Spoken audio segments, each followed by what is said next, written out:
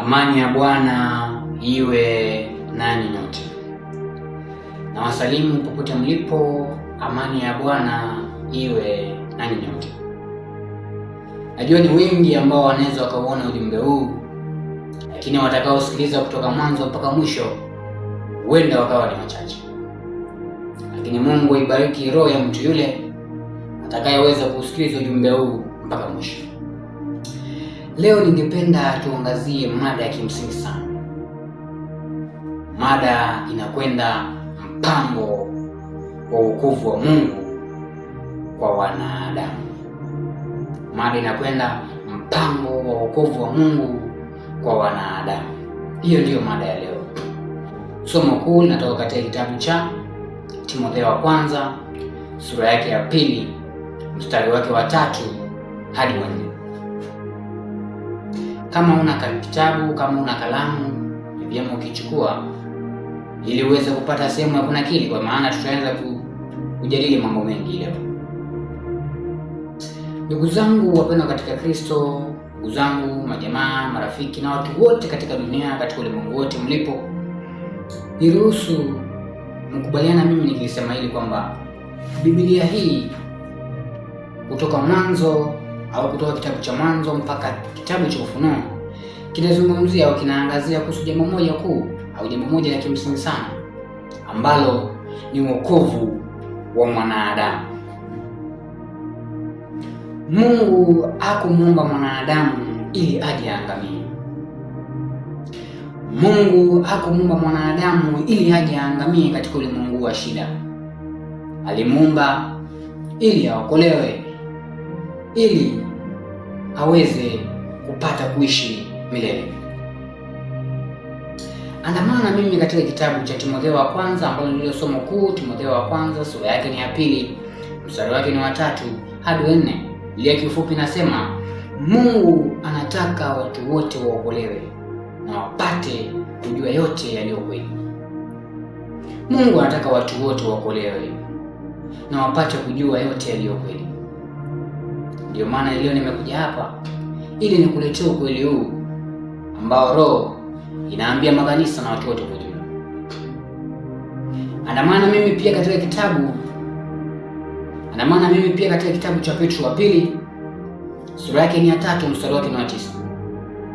Biblia inasema, Bwana akawii kutimiza ahadi yake kama wengine wanavyodhani ni kukawia, bali huvumilia kwetu, kwa maana hapendi mtu yote apotee, bali wote wafikirie toba. Mungu hapendi mtu yote apotee. Anataka mimi na wewe tuweze kufikiria toba ili tuweze kuokolewa.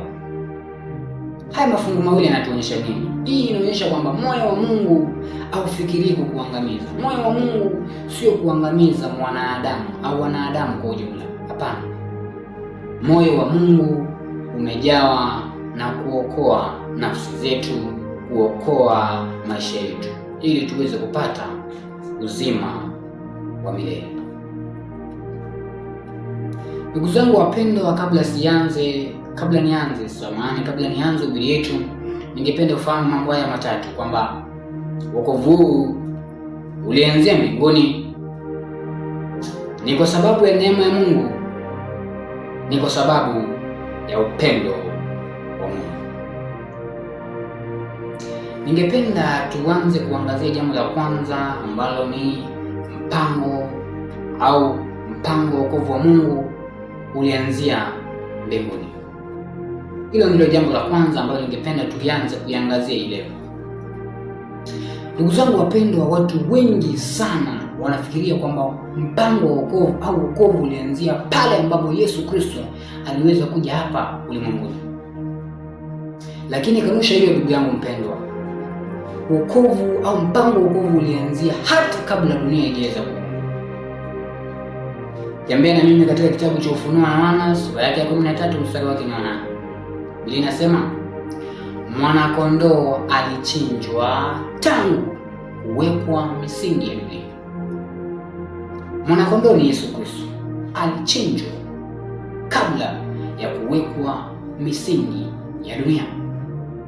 Tembea na mimi pia katika kitabu cha Petro wa kwanza sura yake ya kwanza mstari wake wa 19 hadi 20. Linasema, Kristo alijulikana kabla ya kuwekwa misingi ya dunia. Acha wewe unakuja kumjua baada ya kuteremka chini. Kristo alijulikana kabla ya kuwekwa kwa misingi ya dunia.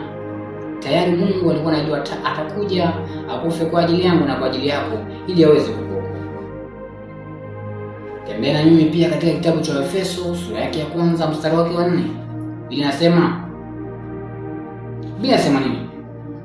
Mungu alituchagua kwa Yesu Kristo au kwa Kristo kabla ya kuwekwa misingi ya dunia. Hii inamaanisha nini? Kabla haujazaliwa, kabla Adamu hajaumbwa, kabla dunia haijaweza kuumbwa, tayari Mungu alikuwa ashapanga mpango wa kukuokoa wewe.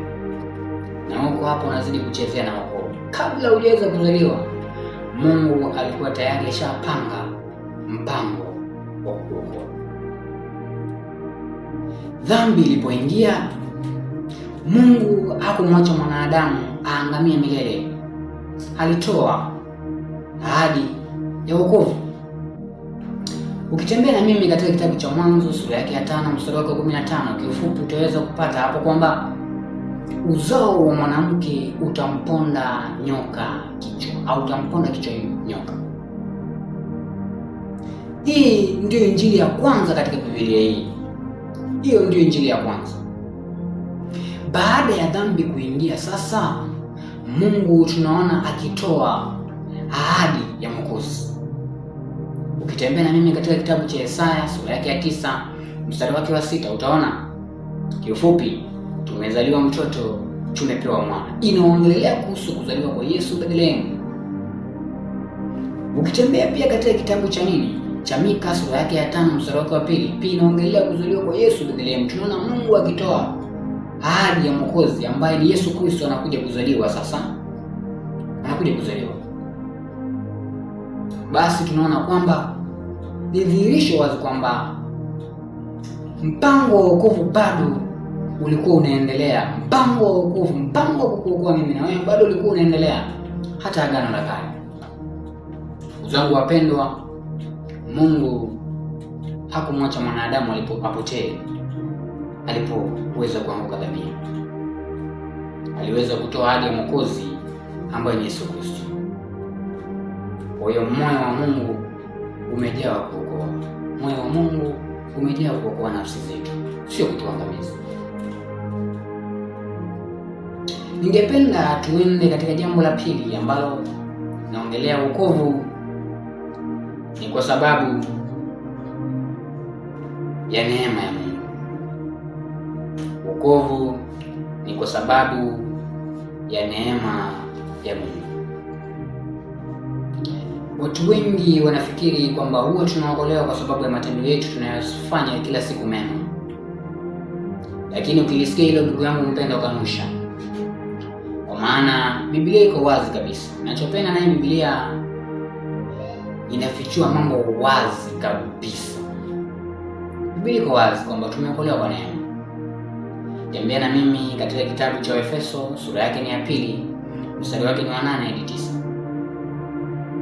Biblia inasema, mmeokolewa kwa neema kupitia njia ya haki, wala sio kwa matendo yenu. Ndugu yangu mpendwa, umeokolewa kwa sababu ya neema ya Mungu. Sijui kama ushawahi keti chini ukaanza kufikiria kuhusu neema hii ya Mungu ambayo aliweza kukupea bure. Sijui kama ushawahi keti ukaanza kufikiria kuhusu neema hii ya Mungu inakufundisha nini. Sijui kama ushawahi keti na ukaanza kujiuliza maswali mengi, kwa nini Mungu alipanga kukuokoa wewe ambaye ulistahili kufa. Ndugu yangu mpendwa, sio kwa sababu ya matendo yako ya haki ambayo huwa unatenda kila siku Mungu alikuokoa. Hapana. Ni kwa sababu ya neema zake Mwenyezi Mungu aliweza kukuokoa. Mapema unalijua hilo, faida kwako.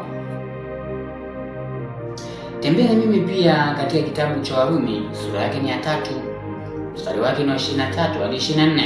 Ninasema, wote wamefanya dhambi. Mimi na wewe tumefanya dhambi na wewe tunafanya dhambi kila siku.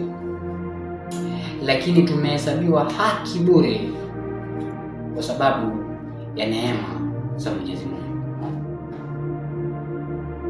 Wote wamefanya dhambi, tumefanya dhambi sote, lakini ndugu yangu mpendwa, unahesabiwa haki bure kwa sababu ya neema za Mwenyezi Mungu. Ndugu yangu mpendwa, haijalishi unakuwa ukitenda dhambi kiasi gani, bado mlango wa neema umefunguliwa kwa ajili yako ili uweze kutubu na kuziacha njia zako mbaya, kwa maana umeokolewa kwa neema ya Mwenyezi Mungu. Utazidi kuhesabiwa haki bure kwa sababu ya neema za Mwenyezi Mungu.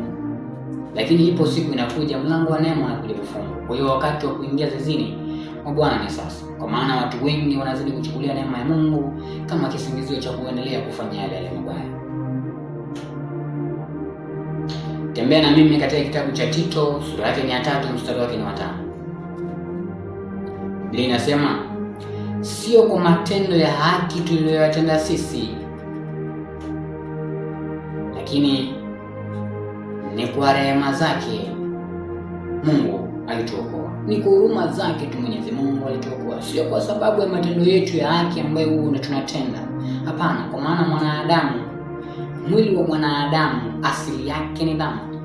Mwili wake, mawazo yake yote ni dhambi. Bila Roho Mtakatifu wa Mungu, kichwa nafikiria tu dhambi. Kwa hiyo sio kwa matendo yako ya haki, matendo yetu ambayo tuliweza kuyatenda ya haki. Kwanza matendo yetu ambayo tuliweza kuyatenda hakuna, lakini ni kwa rehema zake, ni kwa huruma zake Mwenyezi Mungu tuliweza kuokolewa. Ndugu yangu mpendwa, ni huruma zake Bwana uliweza kuokolewa. Maombolezo sura yake ni 3 mstari wake 22 hadi 23 inatukumbusha na kuambia, ni kwa huruma za Bwana kwamba tuangamie, kwa maana rehema zake Mwenyezi Mungu hazikomi, ni mpya kila siku asubuhi, na uaminifu wake Bwana ni mkuu. Ni kwa huruma zake Bwana haujaangamia. Wewe unajua ni watu wangapi ambao walikuwa wanatamani sana kuona siku ya leo? Ni watu wengi ambao walikuwa na ratiba mingi sana za kuweza kutimiliza ile leo, lakini sasa hivi hawamo katika ulimwengu wa shida. Inamaanisha wewe ni mzuri sana mbele za Mwenyezi Mungu? Inamaanisha kwamba wewe unastahili sana mbele za macho za Mwenyezi Mungu? Hapana, sote tumefanya dhambi. Ni kwa huruma tu za Bwana aliweza kukuamsha asubuhi ya leo, lakini kibaya zaidi, hata kumrudishia shukrani hamna. Hata kumwambia Yesu asante kwa kuwa umeweza kuniamsha asubuhi hakuna. Kuomba uwezo kukumbuka, lakini kutenda dhambi unaifanya kila uchao. Sisi ni kiumbe wa aina gani ambao hatuna hata huruma? Mungu anakuhurumia, lakini wewe huna hata huruma. Kristo anatundikwa msalabani, anamwaga damu kwa sababu yako, lakini bado wokovu hamna. Hautaki kufikiria hata kidogo. Ndugu yangu mpendwa, ni kwa huruma zake Bwana nimesimama mahali hapa na kuletea neno hili. Ni kwa huruma zake Mwenyezi Mungu umeweza kuketi hapo na kunisikiliza.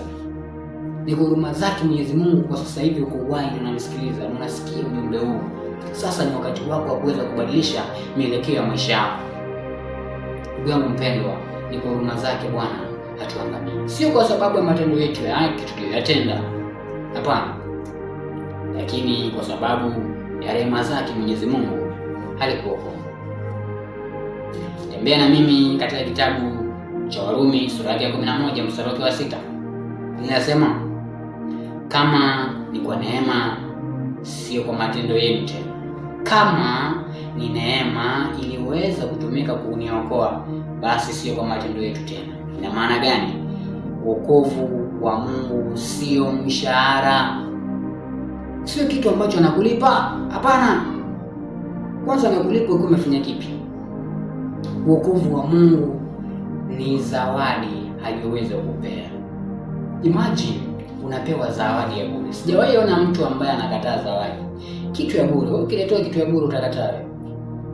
Lakini wanadamu wanazidi kuweka roho zao kuwa ngumu. Wanazidi kuweka mioyo yao kuwa ngumu. Hawataki kulipokea neno hili la Mungu. Hawataki kabisa. Ndugu yangu mpendwa, hii ni zawadi. Zawadi zingine hazi expire. Hapana, lakini hii inakuja ku expire anytime soon. Hii zawadi inakuja kuisha. Swali ni je, utakuwa umeipokea zawadi yenyewe, au talanta yako utakuwa ushaachana nayo. Ndugu yangu mpendwa, wakati wa kuingia zizini mwa Bwana ni sasa, sio kesho. Kesho yetu haijahakikishwa. Tembea na mimi katika kitabu cha Warumi sura yake ya 6 mstari wake wa 23. Linasema, kwa maana mshahara wa dhambi ni mauti, lakini karama ya Mungu ni uzima wa milele. Kwa maana mshahara wa dhambi ni mauti, lakini karama ya Mungu ni uzima wa milele. Karama maana yake ni zawadi. Hiyo dhambi unayozidi kuitenda kila siku, mshahara wake ni mauti. Hii iko na mshahara, lakini zawadi ya Mungu aliyoweza kukupa bure ni wokovu wa uzima wa milele ndani ya Yesu Kristo mkombozi wetu.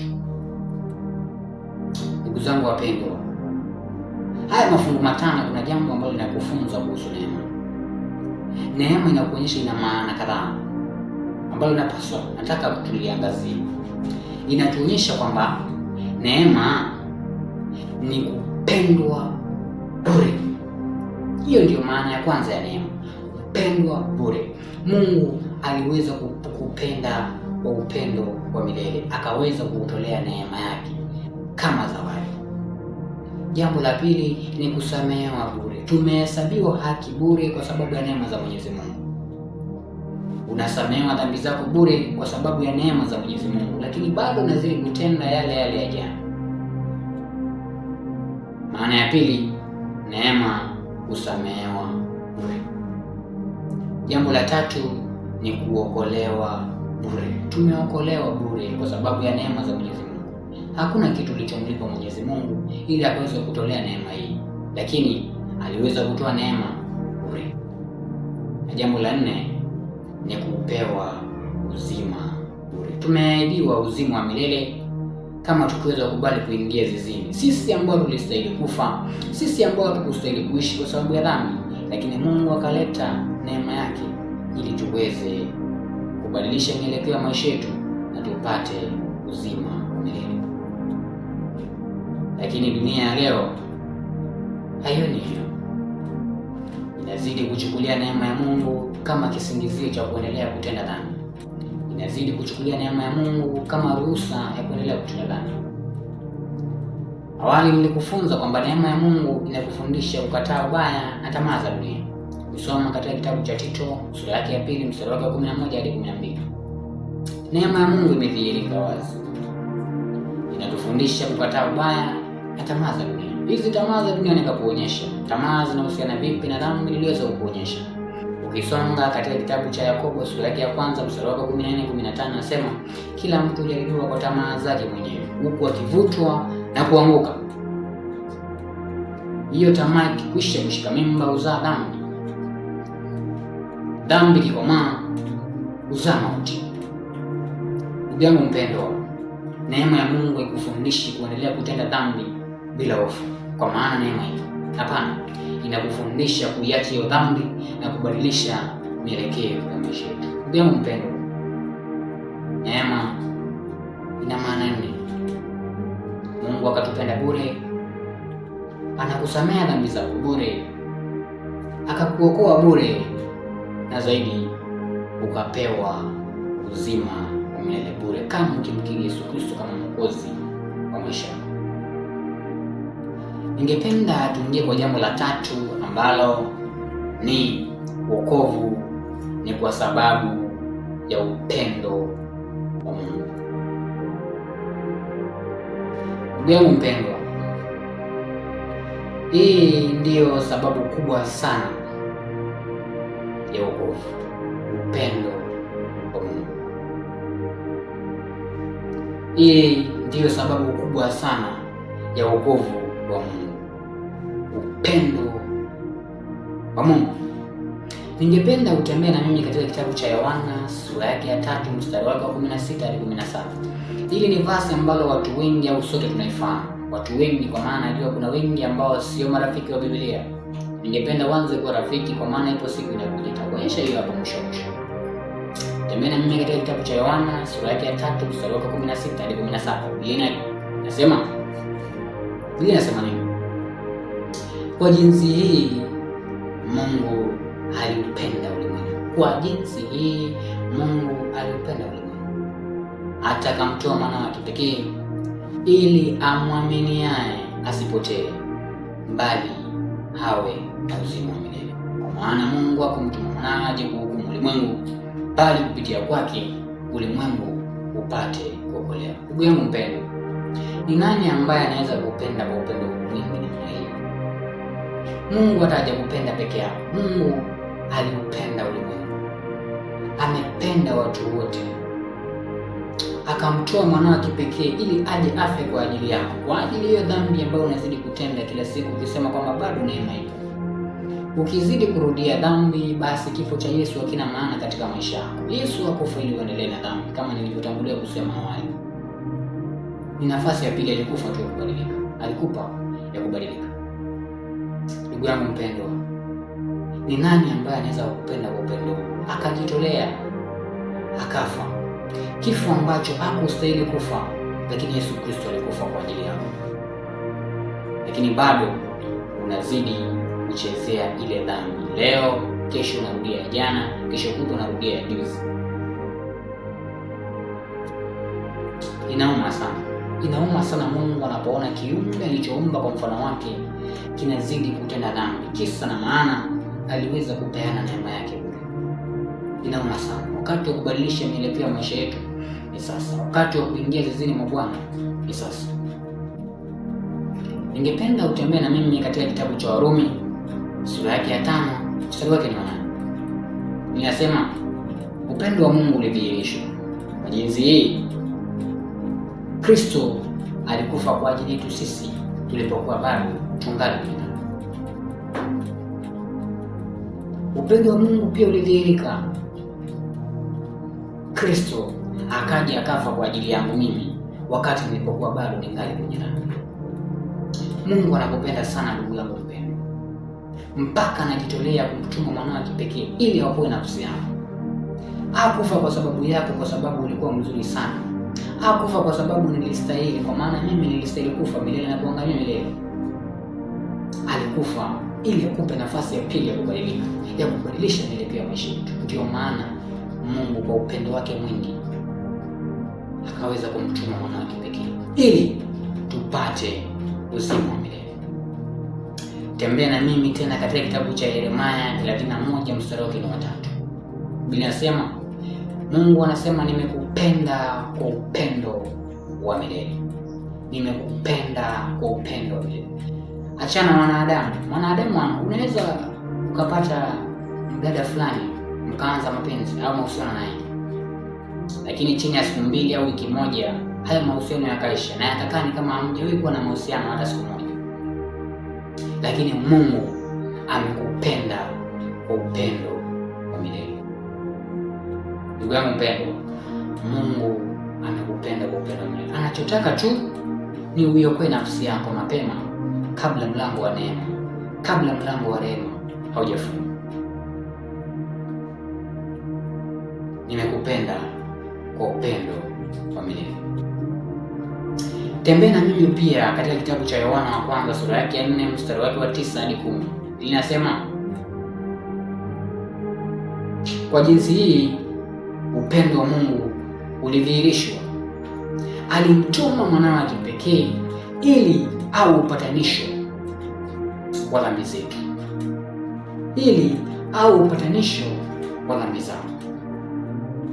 Kristo anazidi kukuombea kila siku uweze kutubu hizo dhambi zako na kubadilisha mielekeo ya maisha yako.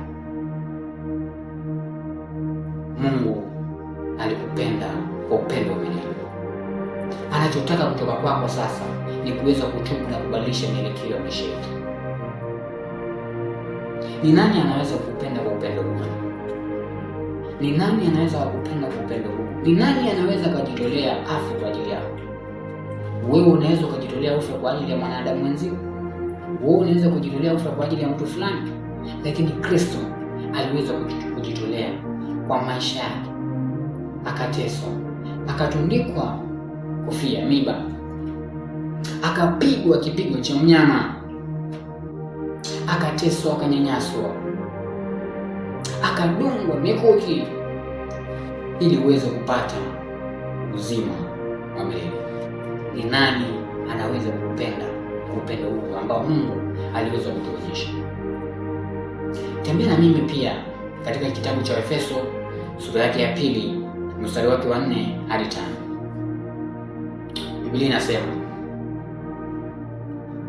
kwa sababu Mungu ni mwingi wa rehema, kwa pendo lake kuu alilotupenda sisi, alituuisha. Inaendelea kusema alituuisha pamoja na Kristo, alitupatanisha pamoja na Kristo. Kwa sababu ya pendo lake kuu alilokupenda wewe, aliweza kukuleta karibu na Kristo ili tupate uzima wa milele. Ndugu yangu mpendwa, sijui umekuwa ukichukulia upendo wa Mungu kivipi? Ndugu yangu mpendwa, sijui umekuwa ukichukulia wokovu wa Mungu kivipi? Lakini wakati wa kuachana na utani ni sasa. Wakati wa kutumia neno la Mungu kama utani ni sasa. Wakati wa kuachana kutumia neno la Mungu kama utani ni sasa. Kwa maana Mungu alikupenda kwa upendo mwingi sana, upendo wa milele, upendo ambao utawaisha. Kutoka kwa mambo haya au mafungu haya tuliyoyasoma, tumeweza kujifunza kitu kwamba kiufupi tu hizi vitu tatu. Neema, Mungu anatupa usichostahili. Anatupea uzima bure, kitu ambacho haustahili. Anakupea usamehewe, anakusamea bure, kitu ambacho haustahili. Anakupa kupata uzima bure, kitu ambacho hustahili, lakini Mungu anatupa tusichostahili. Hiyo ndiyo maana ya neema. Jambo la pili ni rehema. Mungu hatupi tunachostahili. Kiufupi, Mungu hakuacha uangamie kitu ambacho ulistahili na mimi nilistahili, lakini akajitolea akamtuma mwana wa kipekee ili afe kwa ajili yako.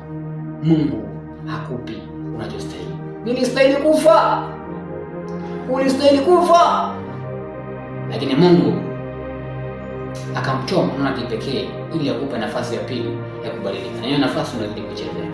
Jambo la tatu ni upendo. Upendo ni sababu ya mambo haya mawili yote. Upendo ni sababu ya yote. Upendo ni kwa sababu Mungu akupi unachostahili. Upendo ni kwa sababu Mungu anakupa usichostahili. Ni kwa sababu upendo wa Mungu unapewa uzima bure. Ni kwa sababu upendo wa Mungu unaokolewa bure. Ni kwa sababu upendo wa Mungu unasamehewa bure. Ni kwa sababu upendo wa Mungu tunapata uzima bure. Na ni kwa sababu upendo wa Mungu hauangamii, anakupa nafasi ya pili yako wewe uweze kubadilika.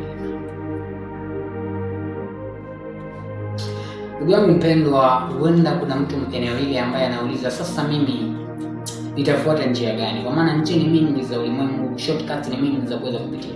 Lakini kuna mtu anauliza, nitaweza kufuata njia gani ili niweze kupata uzima huu wa milele ambao kaka yetu hapa anazidi kuhubiri? Andamana mimi sasa. Jambo la 4 ambalo nataka tuangazie, Yesu pekee. Yesu, nikisema Yesu pekee inamaanisha ni yeye pekee njia ya wokovu. Yesu peke yake ndiye njia ya wokovu. Ningependa nirudie tena. Yesu peke yake ndiye njia ya wokovu. Wokovu ndiye uzima wa milele. Tembea na mimi katika kitabu cha Yohana sura ya 14 mstari wa 6. Biblia inasema, mimi sio mimi, yeye sasa. Mimi ndimi njia, kweli na uzima wa milele. Yesu Kristo anawaambia wanafunzi, hakuna aendaye kwa Baba bila ya kupitia kwangu, ambaye ni Yesu Kristo. Kuna watu wanazidi kutafuta amani katika ulimwengu wa shida. Wanatafuta amani katika kazi zao. Lakini bado mkiwa na hiyo fedha au mali, bado hakuna amani ya Mungu. Kuna amani ambayo ya moyo hauwezi kuipata katika ulimwengu wa shida. Lazima ukuwe ndani ya Yesu Kristo ili uweze kupata amani ambayo unatafuta. Yesu pekee ndiyo njia, ukweli na hata uzima wa milele. Tunapaswa kumfuata yeye peke yake. Ningependa utembee na mimi katika kitabu cha Matendo ya Mitume pia, sura yake ya 4 mstari wake wa 12.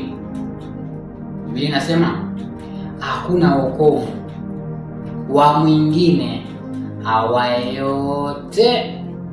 Yaani kiufupi, hakuna wokovu katika mwingine awaye yote. Hauwezi ukapata wokovu kwa mwingine kando na Yesu Kristo.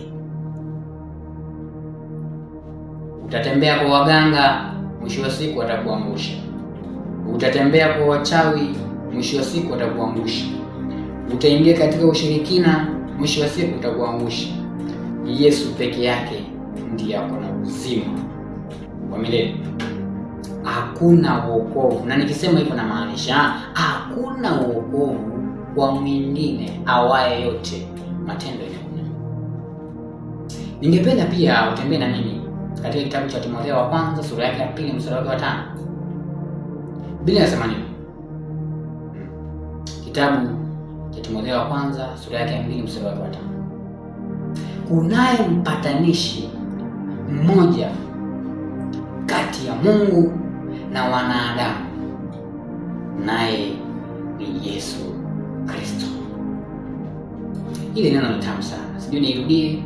Hakuna mpatanishi, ama kunaye mpatanishi mmoja kati ya mwanadamu au kati ya Mungu na mwanadamu, ambaye ni Yesu Kristo. Huyo peke yake ndiyo mpatanishi. Yesu Kristo ndiyo mpatanishi peke yake kati ya sisi na Mungu wetu. Hakuna njia nyingine ya wokovu, ndugu yangu mpendwa, ila kumwangalia Yesu Kristo peke yake. Tembea na mimi pia katika kitabu cha Ibrania sura yake ya 9 mstari wake wa 22. Nazidi kuonyesha kwamba hakuna njia nyingine ya wokovu isipokuwa kumwangalia Yesu Kristo msalabani. Waebrania 9 mstari wake wa 22 inasema, bila ya kumwaga damu hakuna ondoleo la dhambi. Bila ya Yesu kumwaga damu msalabani hakuna ondoleo la dhambi. Ndiyo maana Yesu Kristo alikufa msalabani. Yesu Kristo alikubali mateso. Yesu Kristo alikubali akanyanyaswa. Yesu Kristo alikubali akasalitiwa. Yesu Kristo alikubali akatundikwa mimba. Alikubali akatundikwa kofia ya miba ili upate uzima wa milele. Ndugu zangu wapendwa, sijui umekuwa ukitumia njia zipi. Sijui umekuwa ukienda kwa waganga. Sijui umekuwa ukienda kwa wachawi. Sijui umekuwa ukiangazia sana mambo ya ushirikina.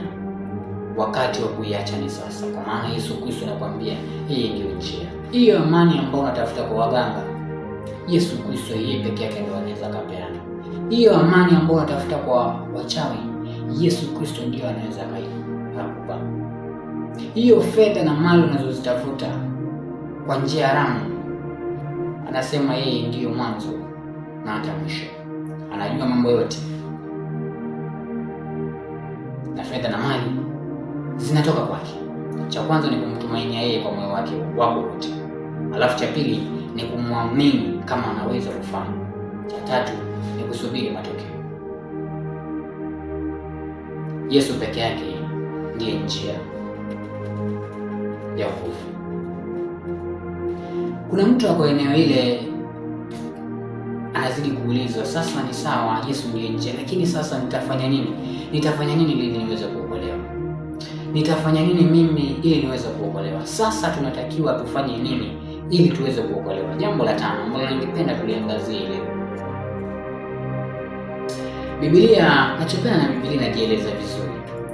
Hii Biblia inatupea hatua kwa hatua jinsi ambavyo tunaweza tukafanya ili tuweze kuokolewa. linatupa hatua moja baada ya hatua nyingine ya mambo ambayo tunapaswa kufanya ili tuweze kupata uzima huu wa milele. Jambo la kwanza la kufanya kabisa, kama unanisikiliza, jambo la kwanza ni kutubu dhambi zetu. Hilo ndilo jambo la kwanza la kufanya kabisa, kutubu dhambi zetu. Matendo ya Mitume 3:19. Tubuni basi mkarejee, dhambi zenu zipate kufutwa. Ndugu yangu mpendwa, unataka kufanya nini ili uokolewe? Jambo la kwanza, enda chini ukapiga magoti, utubu dhambi zako. Na Mungu amesema ni mwingi wa rehema na amekuhesabia haki bure kwa sababu ya neema yake. Hataweza kusamea, kwa maana tumeona neema ni kupewa uzima bure na kusamehewa bure, kupendwa bure na yote hayo. Huyo Mungu ni mwingi wa rehema na neema, atakusamehe. Haijalishi umekuwa ukitenda dhambi kwa miaka ngapi, haijalishi umekuwa ukisepa ama ukifanya mambo yako ya ushirikina kwa miaka ngapi, jambo la kwanza ni kutubu. Na unapoenda kutubu mbele za Mwenyezi Mungu, usimfiche jambo lolote. Mungu anayeona kwa siri anaona pia moyo wako wa siri, anaona dhambi zako za siri. Mwambie kila kitu, na ni mwingi wa rehema. Anasema kwa kusema na kwa kumuomba na kwa kumshukuru, acha haja zetu zijulikane naye. Sio kwamba tukiomba Mungu ajuange haja zetu, hapana, anajuanga, lakini anataka tu umtamkie. Hilo ndilo Mungu anataka tu umtamkie. Shida yetu hatumtamkii. Wengine wanaenda kumwomba Mungu wakimkaripia, ni kama wanamtetesha. Hapana, ni ombi. Maana ya ombi ni ukienda kwa duka useme nisaidie ama naomba, sio lazima. Sasa unapokurupukia Mungu sijui maana yake ni unaomba msamaha, kutubu. Jambo la kwanza. Jambo la pili, ukishamaliza kutubu sasa, kumwamini Yesu Kristo. Jambo la pili ni kumkiri Yesu Kristo. Waebrania 10:9 inasema, na mtu yeyote atakayemkiri Yesu Kristo kwa kinywa chake na kumwamini kwa moyo wake wote hataokolewa. Ndugu yangu mpendwa, jambo la pili ni kumwamini Yesu Kristo na kumkiri Yesu Kristo kama Mwokozi wa maisha yako. Kuachana na anasa na starehe za dunia, kuacha kutegemea uganga, kuacha kutegemea mambo ya ushirikina, mambo ya uchawi, mambo yote, alafu kumwamini Yesu Kristo peke yake. Kuwa na imani thabiti kama Yohana wa kwanza sura ya kwanza mstari wake wa 9 pia inaongelea hayo. Kuwa na imani thabiti na Yesu Kristo, kumwamini Yesu Kristo. Atakayemkiri Yesu Kristo kwa kinywa chake na kusema kwa moyo wake wote kwamba huyu nimemwamini, huyu ataokolewa. Hilo ni jambo la pili. Baada ya pale, kuna kitu kinaitwa kuzaliwa tena mara ya pili. Jambo la tatu, kuzaliwa tena mara ya pili. Yohana mstari wake wa 3, Yohana 3:3. Yohana mstari wake wa 3 fungu lake la 3. Yohana fungu lake la 3. Kiswahili kinanichanganya ndugu yangu. Yohana 3:3, acha tuiweke hivi. Biblia inasema Yesu Kristo akawatokea tangu zamani akawaambia kwamba hakuna atakayerithi ufalme wa mbinguni bila ya kuzaliwa tena mara ya pili. Lazima uzaliwe tena mara ya pili. Kama umefikisha umri wa miaka 12 na kupanda na hujaweza kubatizwa ubatizo wa kweli, unajua ubatizo umekuja mingi. Kuna watu wanaruka bendera, kuna watu wanaruka moto, kuna watu wanamwagiwa maji. Ubatizo ni mingi. Kuna watu wanang'olewa jino. Mambo ni mengi ambayo yamekuja katika dunia hii sasa. Lakini kuna ubatizo wa kweli ambao ni kuzamishwa ndani ya maji. Unakufa na Yesu Kristo na unafufuka katika wafu na Yesu Kristo, kama alivyokufa na kufufuka kwa ajili yetu. Inamaanisha unakufia dhambi zako ndani ya maji, unafufuka ukiwa kiumbe kipya ndani ya Yesu Kristo. Huo ndio ubatizo wa kweli. Baada ya kuzaliwa tena mara ya pili, kuna jambo la 4 ambalo ni kuacha dhambi. Kuacha dhambi, ile ndilo jambo ambalo linasumbua, linatesa vijana wengi na watu wengi kwa ujumla. Kuacha dhambi. Ndugu yangu mpendwa, Yohana 8:11, Yesu Kristo akamwambia yule mwanamke, wala sikuhukumu, amka nenda zako, lakini usitende dhambi tena. Jambo lile la kufanya ni kuacha dhambi. Watu hawaachi dhambi zao, wanazidi kuzirudia wakisema neema bado ipo. Sasa kama unataka kuokolewa, lazima uache dhambi. Yesu Kristo anakusamehe, anakupa nafasi ya pili ya kuweza kubadilika, lakini kuna kitu ambacho hataki ufanye. Hataki uendelee kutenda ile dhambi tena. Ndugu yangu mpendwa, lazima uache hiyo dhambi.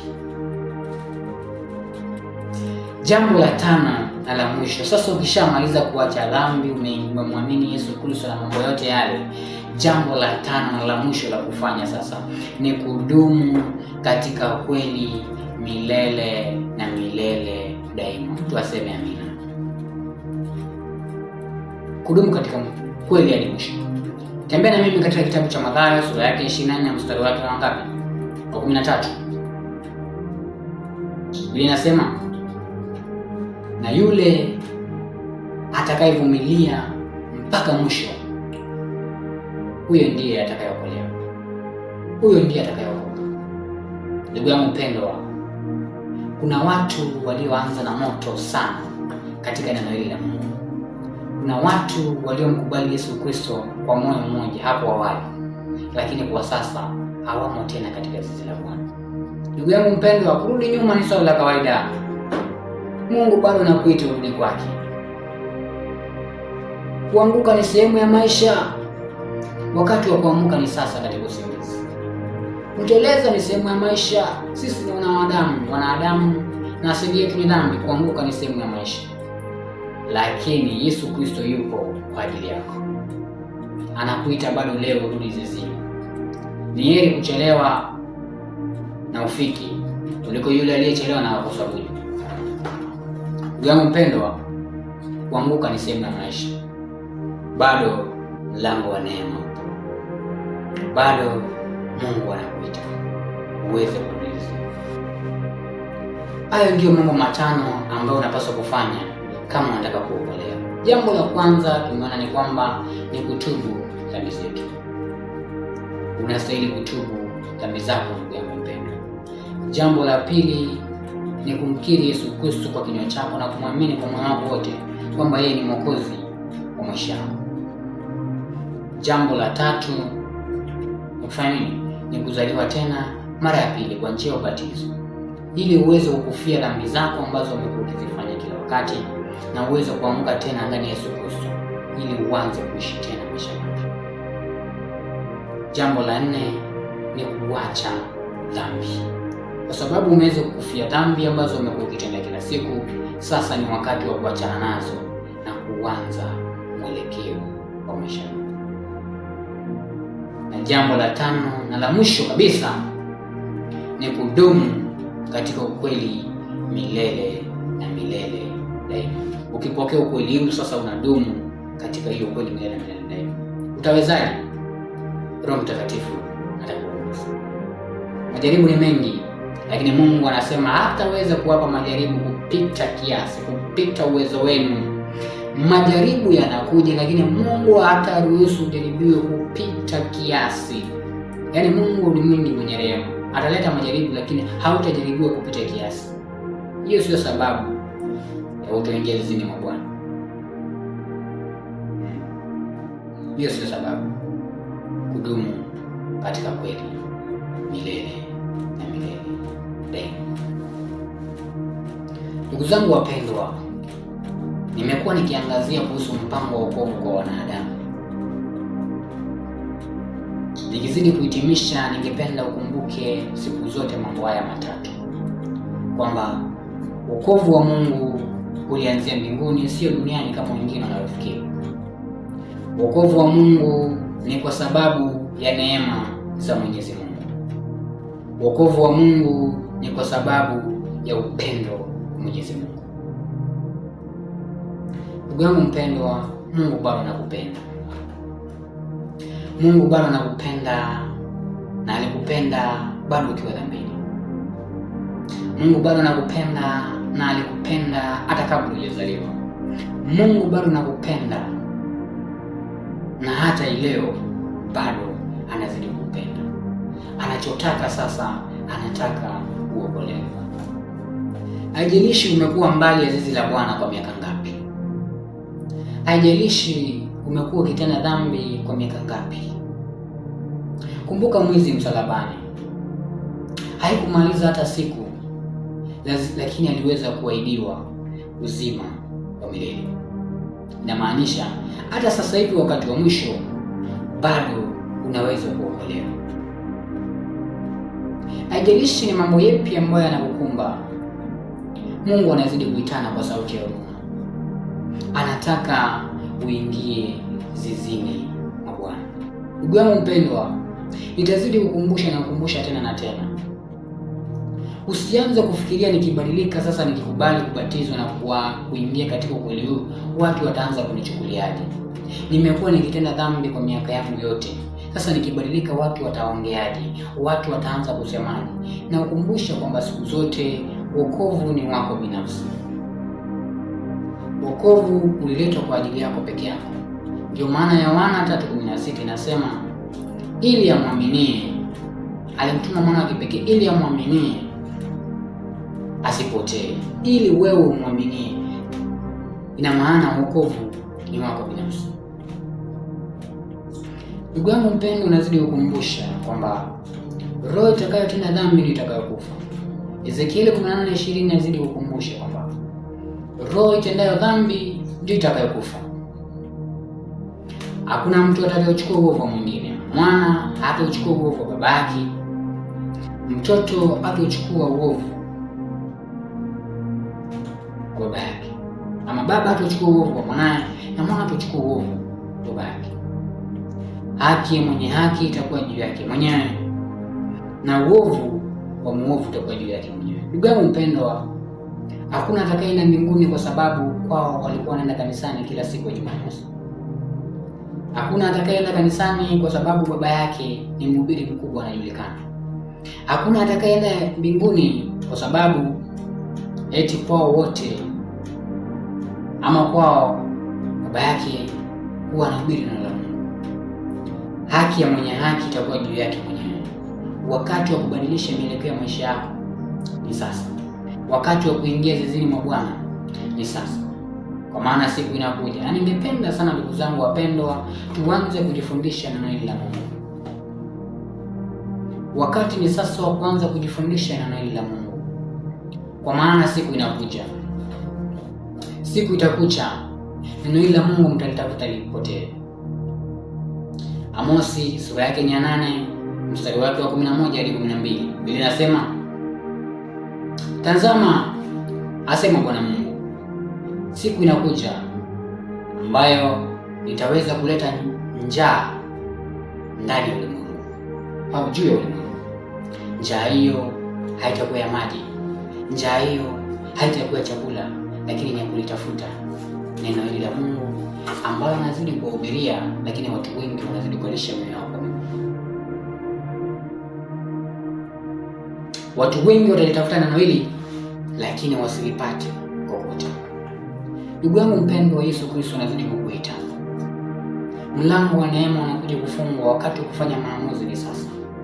Luka 13:24-25 na kukumbusha, basi jitahidini muweze kuingia katika njia ile lenye lango nyembamba. Njia ile nyembamba, jitahidini muweze kuingia katika njia hiyo, kwa maana siku inakuja. Siku inakuja. Siku inakuja. Mwenye nyumba atasimama na kuufunga mlango wa njia ile. Watu wengi watakuja nje kubisha wakisema, Bwana Mungu, wewe Bwana Mungu tufungulie, lakini Mungu atawajibu, siwajui. Sitaki iwe ombi lako, sitaki iwe ombi langu kwamba siku hiyo nikienda kubisha nisiwe miongoni mwa wale watu ambao watakuwa na bisha nje ya mlango. Usiwe miongoni mwa wale watu ambao watakuwa na bisha nje ya mlango wakisema, ewe Bwana Mungu, ewe Bwana Mungu nifungulie, wakati ulikuwa na miaka 30, ulikuwa na miaka 40 ya kuweza kubadilisha mwelekeo wa maisha yako. Ndugu yangu mpendwa, usiseme nitabadilika kesho. Usiseme nitatenda dhambi leo na kesho nikabadiliki, kwa maana hakuna anayejua hiyo kesho. Maisha yetu ni kama mvuke, Yakobo 4:14 nakukumbusha. Maisha yetu ni kama mvuke, hakuna anayejua kesho. Wakati wa kufanya maamuzi ni sasa. Usikalisha maandalizi yako ya kiroho kwa kesho ambayo wewe mwenyewe hujui. Wakati wa kubadilisha mielekeo ya maisha yetu ni sasa. Usije ukawa kama wale wanawali 10, 5 wajinga 5 werevu. 5 wajinga waliweza kuchelewesha maandalizi yao, basi waliweza kubaki nje. Usikalishe maandalizi yako ya kiroho kwa siku ya kesho. Hapana, utakuja upata mlango wa neema umefungwa. Na itakuwa kitu chenye uchungu sana, kwa maana Mungu afurahi mtu au kifo cha mtu mmoja. Lazima nikukumbushe. Kwa maana Ezekieli 18:23 nakukumbusha. Mungu anajiuliza, ninapendekezwa na kifo cha mtu ambaye sio mwenye haki? Anasema hapana. Kwa nini usibadilishe njia zako ili upate kuishi? Kwa nini anasema upate kuishi? Kwa maana miili yetu ni ya dhambi na mwisho wake ni kuangamia milele. Kwa nini usibadilishe mielekeo ya maisha yako? Umkubali Yesu Kristo kama mwokozi wa maisha yako ili upate kuishi. Ni jambo la kusikitisha sana. Dunia ya sasa imefikia mahali ambapo dhambi imekuwa kawaida. Wokovu wa Mungu unazidi kuchukuliwa kirahisi. Neema ya Mungu inazidi kuchukuliwa kama kisingizio cha kuendelea kutenda yale mabaya ya jana. Umeona siku hizi watu wanatembea wakiwa uchi. Nahurumia sana kizazi kijacho. Sijui mambo yatakuwaje wakati huo. Lakini wakati wa kuingia zizini mwa Bwana ni sasa, kabla hujaweza kuchelewa. Hakuna kitu kilichoharibika sana mbele za Mwenyezi Mungu. Haijalishi umekuwa ukitenda dhambi kwa miaka ngapi. Haijalishi umekuwa mbali na zizi la Bwana kwa miaka ngapi. Haijalishi umekuwa umepotea kwa miaka ngapi. Haijalishi umekuwa mlevi kwa miaka ngapi. Haijalishi umekuwa mwizi wa miaka ngapi. Haijalishi umekuwa mbali na Mungu kwa miaka ngapi. Haijalishi. Hakuna kitu kilichoharibika sana mbele za Mwenyezi Mungu. Na Mungu wetu ni Mungu mwenye rehema, huwa habadiliki. Waebrania 13:8 nasema, Yesu Kristo ni yeye yule wa jana, wa leo na hata milele. Hata wabadilika hata siku moja. Usiweke matumaini yako kwa fedha ambazo hata hiyo kesho hujui kama utakuwa nazo. Usiweke matumaini yako katika dunia hii ya sasa. Dunia inakuja kupita. Luka 21:33 nakukumbusha. Hata nchi na mbingu zitakapopita, lakini maneno ya Mungu au neno hili la Mungu au torati hili halitaweza kupita milele, lazima yatimie. Mathayo 5:18 nakukumbusha kwamba hata yodi wala nukta mpaka mbingu na nchi zitakapopita, hakuna yodi wala nukta ile torati au neno la Mungu litaweza kupita milele mpaka yote yatimie. Fedha zitapita, dunia itapita, zote mbingu zitapita, lakini neno hili la Mungu litadumu milele. Mapema unaamini kwamba Mungu ni mwokozi wa maisha yako na kujisalimisha mbele zake, faida kwako ndugu yangu. Faida kwako. Inasikitisha sana.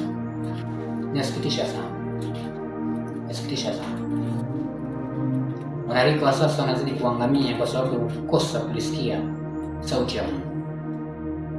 Wakati ni sasa.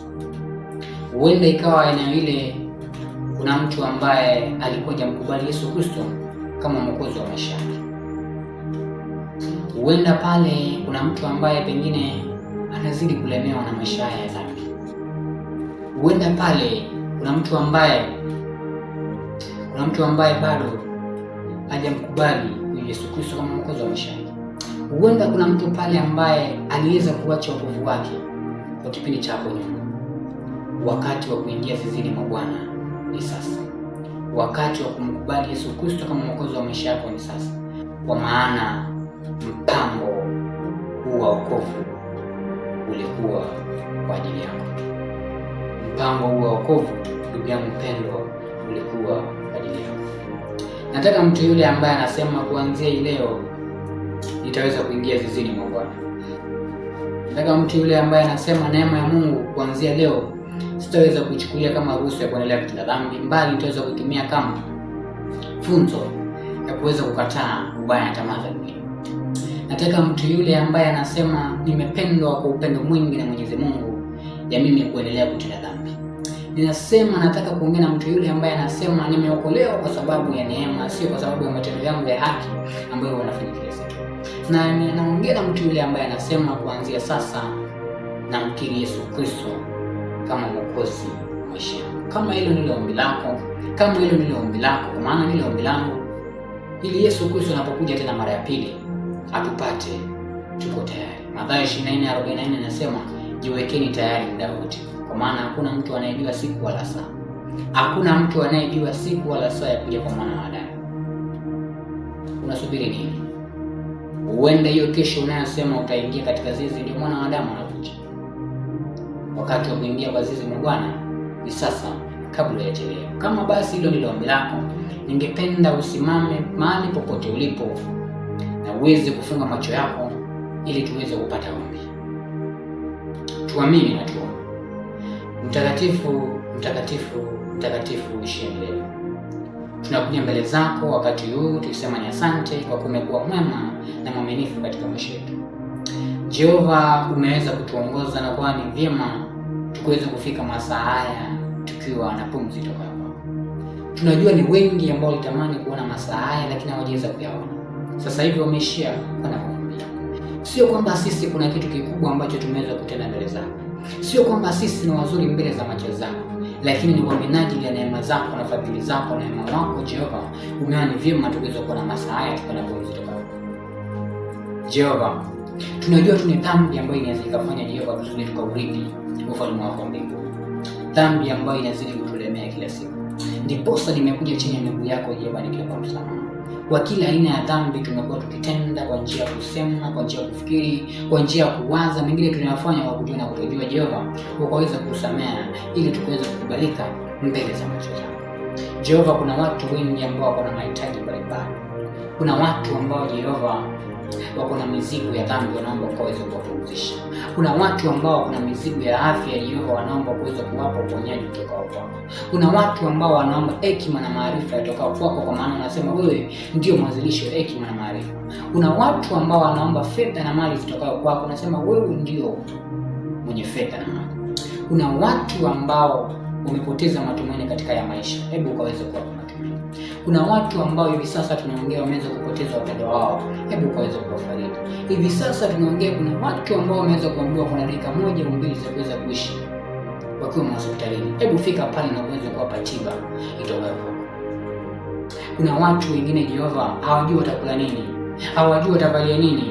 Jehova, ukawape chakula na ukawape cha kuvalia, na zaidi ukaweza kuonyesha kwamba yupo Mungu mmoja ambaye tunapaswa kumwamini, ambaye ni wewe Jehova. Tumekuwa tukitenda dhambi kila siku, tumekuwa tukichukulia neema yako kama ruhusa ya kutenda dhambi. Tupe ufunuo wa kwamba haukufa msalabani ili tuendelee kutenda dhambi, au kutuletea mpango huu wa wokovu ili tuendelee kutenda dhambi. Tumeona kwamba neema yako, mpango wako wokovu wa kuanzia duniani kama tunavyofikiri ulianzia mbinguni. Ni kwa sababu ya upendo wako Jehova, ni kwa sababu ya neema yako Jehova. Tusije tukachukulia neema yako na upendo wako kirahisi, kwa maana mwana wako Yesu Kristo aliweza kulipa gharama kubwa sana msalabani. Siku ya leo tunajikabidhi mikononi mwako kuweza kutuongoza. Tupe kuenenda katika upya wa uzima Jehova. Tupe Roho wako Mtakatifu akazidi kutuongoza katika maisha yetu. Siombi siku zote ni kulazimisha, lakini fanye kulingana na mapenzi yako, na nikupitia katika jina la Yesu Kristo aliye mkombozi wetu. Tumeomba na kuamini. Mtu aseme amina. Amina. Amina. Amina. Amina. Amina. Kama nilivyotangulia kusema, amani ya Bwana iwe na ninyi nyote. Amani ya Bwana iwe na nyote. Mungu awabariki popote